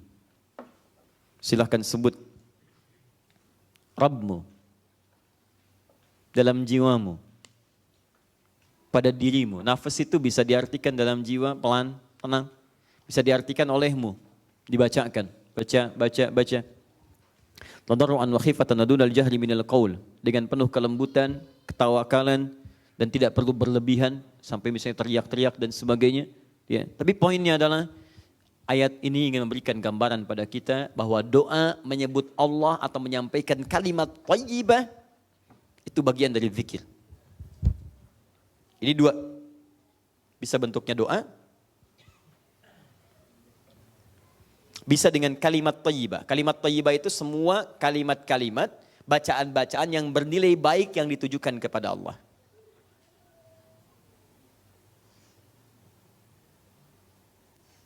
Istighfar baik tidak? Astagfirullah. Subhanallah. Alhamdulillah. Baik. Allahu Akbar. Baik. La ilaha illallah wa la syarikalah. Baik. Baik. Semua baik. Itu kalimat thayyibah namanya. Kalimat thayyibah. Sudah? Dan doa. Doa juga sama. Bukankah dalam doa Anda menyebut Allah? Ya Allah mohon, ya Allah, Rabbana, Rabbana, Rabbana, Rabbana, dan seterusnya. Paham? Baik. Sekarang bagian terakhir. Kita susun dulu ya. Setelah disusun, baru kemudian diuraikan. Jadi kalau kita lihat amalan-amalan yang melatih kita untuk hati kita tenang, terhubung dengan Allah, dan bisa memohon apapun kepada Allah, amalan itu disebut dengan zikir. Tadi amalan utamanya zikir, mampu mengingatkan kita dengan Allah sehingga kita diingat oleh Allah. Kalau sudah diingat, diberikan kelapangan hati, sehingga mudah mengatasi persoalan. Nanti dengan amalan yang lain, ini, dengan doa, kita akan lihat segala permintaan-permintaan bisa cepat dikabulkan. Bahkan nanti orang yang biasa berlatih doa, nanti ada pasca salat, ada tuntunan berdoa. Begitu Anda berdoa, kebiasaan itu terbawa dalam kehidupan. Jadi otomatis, begitu akan mengerjakan sesuatu, dirinya sudah berdoa, mohon. Bahkan saking hebatnya, ada orang yang bahkan saat akan dia mengerjakan sesuatu, Allah lebih cepat mengingatnya dibandingkan dia sebelum menyebut nama Allah. Sehingga ada orang berdoa, baru dikabulkan. Ada orang yang belum minta, sudah Allah kabulkan. Nanti kita akan lihat. Tadi seperti Nabi Muhammad, Nabi Musa berdoa, baru dikabulkan. Nabi Muhammad belum minta, diberikan. Nabi Musa, Rabbi syrahli, Nabi Muhammad, alam nashrah laka sadrak. Nabi Musa, wa yassir li amri, Nabi Muhammad, wa nuyassiruka lil yusra. Dan seterusnya. Baik. Terus ini, salat. Quran surah 20 ayat 14. Salat. Itu juga zikir. Innani anallahu la ilaha illa ana fa'budni wa aqimis salata li dzikri. Allahu akbar. Saya Allah, tidak ada Tuhan selain saya, kata Allah, sembah saya. Jadi kalau orang menyatakan tidak ada Tuhan selain Allah, maka dia komitmen menyembah Allah. Makanya setelah syahadat ada salat. Itu komitmen menyembah. Jadi kalau orang syahadat gak pernah salat, ada yang salah dalam syahadatnya.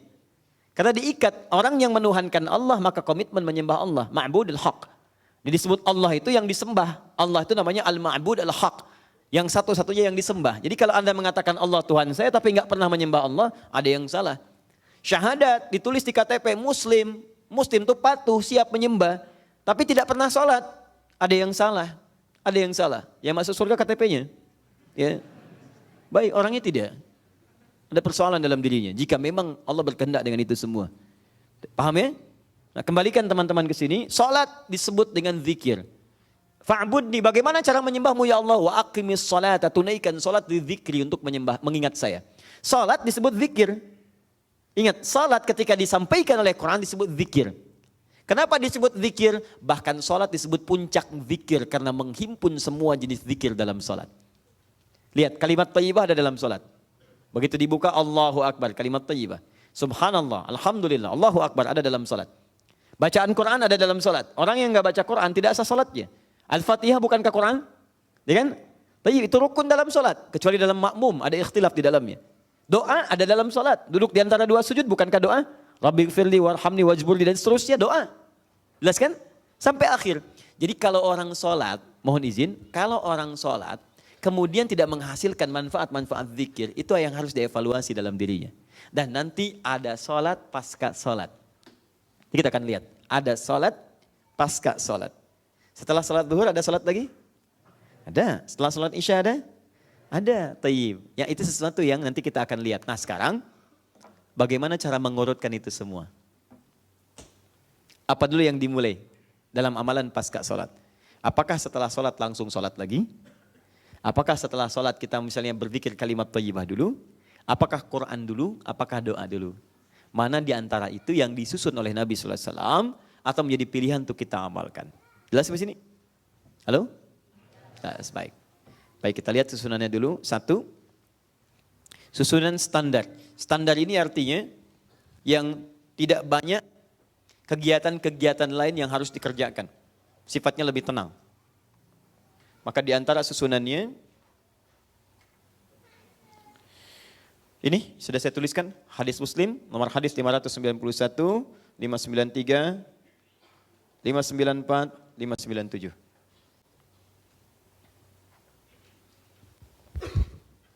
Ini susunan pertamanya ya, istighfar.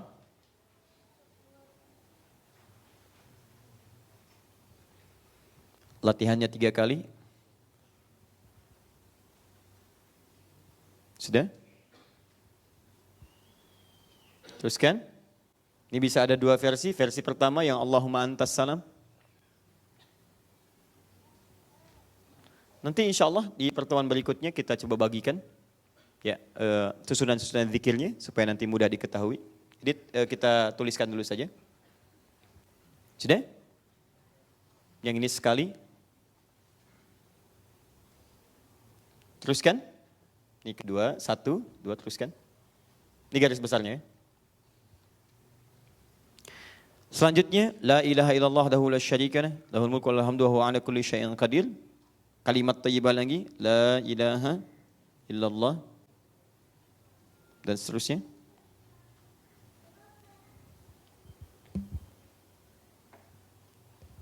Sudah? Ini ada 2 versi. Kalimatnya nanti kami tuliskan, makanya nanti ada yang membaca 2 kali, ada yang membaca sekali. Bahkan ada yang 3 kali. Saya ulang, ini standar 3 kali, ini 1 kali, ini yang paling standar 1 kali. Sudah? Baik, teruskan. Bacaan subhanallah. Alhamdulillah. Allahu Akbar. Masing-masing berapa? 33 kali. Teruskan. Nanti kami urutkan pelan-pelan. Ini kita ambil yang standar dulu ya. Standar yang biasa. Nanti ada yang lebih lengkap lagi. Ada yang saat misalnya sedang buru-buru. Karena ada kegiatan yang mendesak harus dikerjakan. Kan? Baik. Nanti Anda bisa memilih mana yang prioritas. Ibu mau ngambil tindakan. Misalnya atau Bapak dokter kan. Masih ada sholat. Tapi kalau dipaksakan semuanya dipakai. Ini bisa tertinggal. Ya amalannya. Pak itu sedang sekarat sebentar. Zikir sunnah. Ya, nggak bisa. Dosa Anda.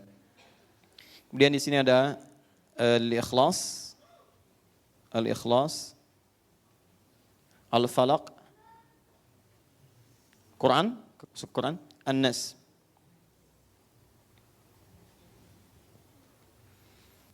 Yang kelima, ayat kursi. Maksudnya Quran surah kedua Al-Baqarah ayat 255. Allahu la ilaha illa wal hayyul qayyum dan seterusnya. Ada hadisnya? Oh ini sangat kompleks Pak ya Ibu ya. Nanti ada yang minta supaya dilindungi oleh Allah dari gangguan-gangguan sampai gangguan jin, gangguan macam-macam dan seterusnya. Gangguan setan, gangguan dari nafsu kita. Ini ada semua di sini, termasuk doa-doanya. Teruskan? Sudah? Saya bacakan urut dulu ya. Istighfar, Allahumma antas salam, la ilaha illallah wa la syarika lah, dan seterusnya. Itu yang kalimat thayyibah. Dan subhanallah, alhamdulillah, Allahu Akbar, masing-masing 33 kali. Kemudian membaca al-ikhlas, al-falaq, kemudian an-nas, kemudian ayat kursi. Sudah sampai sini? Baik. Setelah itu, urutan selanjutnya. Bisa doa, sini. Doa.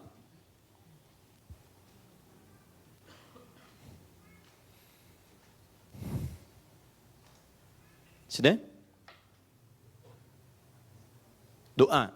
Nanti kita turunkan kalimatnya. Ada yang paling singkat, Allahumma inni as'aluka ilman nafi'a wa rizqan thayyiba wa amalan mutaqabbala. Itu sering disampaikan oleh Nabi. Doa. Kalau doa ini lebih luas ya, nanti ada doa yang dituntun secara singkat, ada doa nanti yang sesuai kebutuhan kita. Nanti mudah-mudahan Allah berikan kesempatan pada kami untuk merinci doa apa saja. Misal kalau doa untuk kemudahan bekerja apa doanya, doa kemudahan anak-anak dalam sekolah apa doanya, doa ibu kesulitan di rumah tangga apa doanya. Jadi itu bisa dimintakan dalam sholat, itu sunnah. Dan pasca sholat kita bisa menyampaikan kepada Allah apa yang kita mintakan. Bagaimana caranya nanti kita lihat. Selanjutnya sholat terakhir. Sholat, saya kasih kurung ya.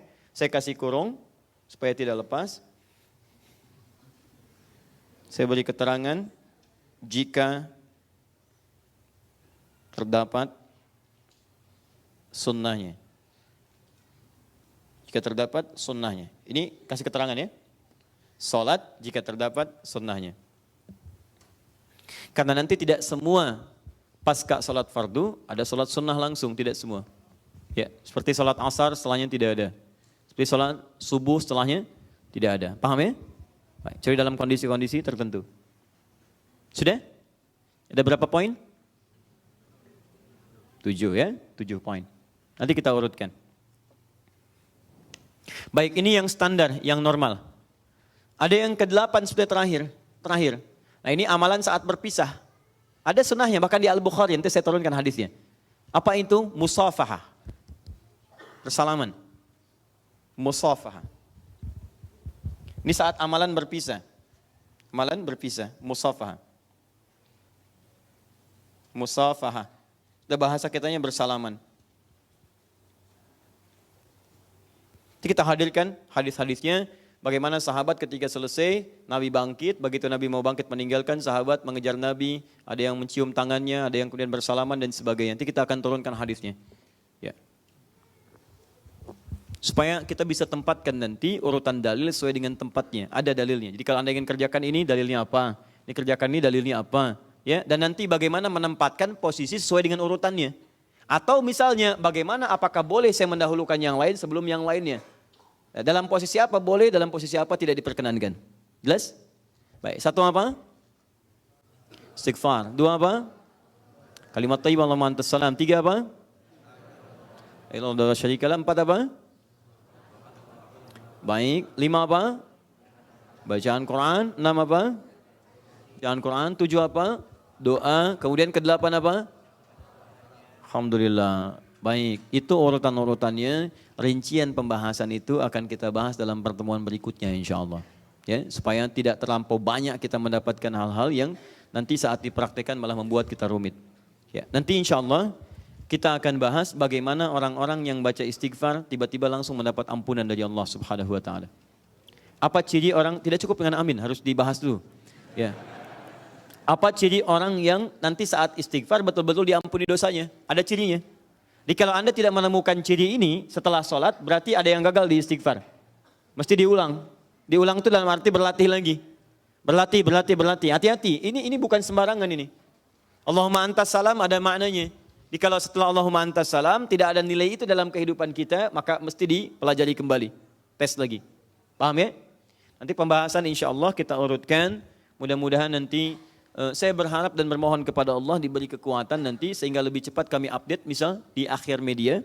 Sehingga sebelum pertemuan Anda sudah bisa mendownload langsung dan nanti bisa didapatkan tuntunannya. Tinggal pembahasan di pertemuan itu kita nanti uraikan dan kita diskusikan. Sepakat sampai sini? Sepakat ya? Kan tinggal sepakat saja. Saya yang buat, saya yang upload dan seterusnya kan. Antum tinggal sepakat apa yang susah. Baik, mohon izin menyampaikan beberapa informasi. Yang pertama, Anda boleh kalau berasal dari beberapa DKM atau masjid, boleh kemudian mendata masjid-masjidnya, kemudian disampaikan kepada staf kami atau mungkin tim di Al-Ihsan, ya tolong dititipkan kepada teman-teman tim Al-Ihsan, dan setelah dititipkan nanti kami akan hubungi, kalau Anda bisa datang di Kamis malam Jumat, insya Allah setiap dari perwakilan masjid akan kami titipkan satu kurma dan satu mushaf. Ya. Satu kurma itu bukan satu, tapi satu dus. Ya. Satu dus itu isinya 20 pack. Insya Allah ya, satu pack nanti bisa dibagi kembali. Jadi nanti Anda bisa tuliskan itu. Mudah-mudahan Allah berikan keluangan pada kita semua Kamis malam Jumat. Yang kedua, untuk taklim kita, insya Allah barangkali di Agustus itu akan ada penyesuaian. Ya, karena ada waktu masuknya musim haji. Ya, kalau kami belum berangkat, itu insya Allah kita akan ada kajian. Kalau kami sudah berangkat, berarti kajiannya mungkin akan disesuaikan waktunya. 3, insya Allah dalam waktu yang kami sampaikan 1-2 hari ini akan dibuka kembali praktek taklim manasik untuk haji. Baik bagi yang akan berangkat ataupun bagi yang baru berencana atau yang hanya ingin tahu, silahkan Anda bisa hadir nanti di Plaza Al-Ihsan, tapi di Bekasi tempatnya. Itu kami siapkan miniatur Ka'bahnya dan berbagai kelengkapan-kelengkapannya. Nanti akan diterangkan bagaimana cara untuk memulai proses haji dan seterusnya. Ya, mudah-mudahan nanti Allah berikan kemudahan. Insya Allah dalam waktu dekat ini, setelah kembali dari Bandung, kita akan tata waktu. Kemungkinan terbesar adalah pekan dari Ahad yang ketiga, di antara Sabtu dengan Ahad. Keempat, sekarang hari Sabtu, besok hari Ahad, insya Allah akan dipublish kelas yang kami janjikan tentang kelas Quran untuk kalangan-kalangan yang sudah terklasifikasi. Bagi yang nanti sudah mendaftar, nanti akan diikuti waktunya. Itu ada kalangan nanti untuk pebisnis, ada kalangan nanti yang lain-lainnya, termasuk nanti ada kalangan ibu rumah tangga dan sekitarannya.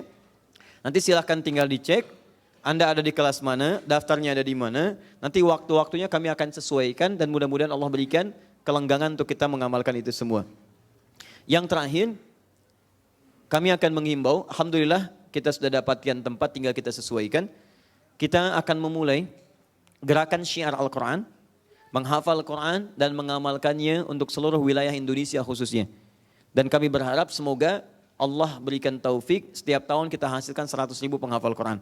Nah, gerakannya seperti ini teman-teman sekalian, itu akan ada markasnya, pusatnya di Bekasi. Kami beri nama At-Taisir Learning Center. Ya, kami sedang sesuaikan sekarang tempatnya. Nanti di tempat itu akan menjadi base-nya ya, atau centernya dari semua tempat-tempat yang teman-teman mungkin ingin bentuk komunitasnya. Jadi kalau Anda misalnya di Tanah Kusir atau ada yang di misalnya mohon maaf di Pamulang atau misalnya yang jauh lagi di luar Jawa, ingin kemudian terhubung ke situ, Anda tinggal berkumpul dengan teman-teman siapa saja misalnya komunitasnya, bikin tempat, tempatnya nggak usah diwakafkan, Anda saja yang kelola. Nanti dari situ sampaikan kepada kami, kita nanti akan buat pusatnya di Bekasi, bisa training dari situ, ya training pro trainer. Nanti dibawa ke sana, kami akan kunjungi. Di situ katakan praktekkan metode At-Taisir dengan 3 pendekatan. Pendekatan pertama adalah pendekatan untuk membaca bagi yang belum bisa membaca. Yang kedua adalah pendekatan untuk memahami makna, menggali maknanya. Dan yang ketiga adalah menghafalkan itu semua dan mempraktekkan dalam kehidupan. Kita akan terapkan metode insya Allah, mudah-mudahan Allah percepat itu semua. Dan mushafnya kami sedang proses untuk yang menghafal, membaca dan yang memahami makna. Kami akan dalam masa cetak 100.000 mushaf lagi. Mudah-mudahan setelah selesai kita akan coba bagikan. Untuk yang At-Taisir pun kami sedang proses untuk disatukan. Kemarin kan yang baru terima 1 jilid ya, jilid ketiga. Insya Allah berita baiknya sekarang sedang dikerjakan 3 jilid itu akan dijadikan menjadi 1 jilid. Jadi 1 jilid dan itu akan dibagi lagi nanti dengan mushaf pendukung, mushaf murajaah dan mushaf untuk kuantum hafalan. Ya murajaah sambil menulis dengan kuantum hafalan sambil mengecek kualitas hafalan kita. Ya mohon saja didoakan. Mudah-mudahan ada Allah berikan kelapangan dari berbagai halnya. Insya Allah mudah-mudahan akhir bulan ini itu sudah bisa dibagikan. Tapi kelas akan berjalan di pekan depan dengan izin Allah Subhanahu Wa Taala. Baik, saya kira itu yang bisa kami sampaikan. Mohon maaf atas segala kekurangan-kekurangan yang didapati.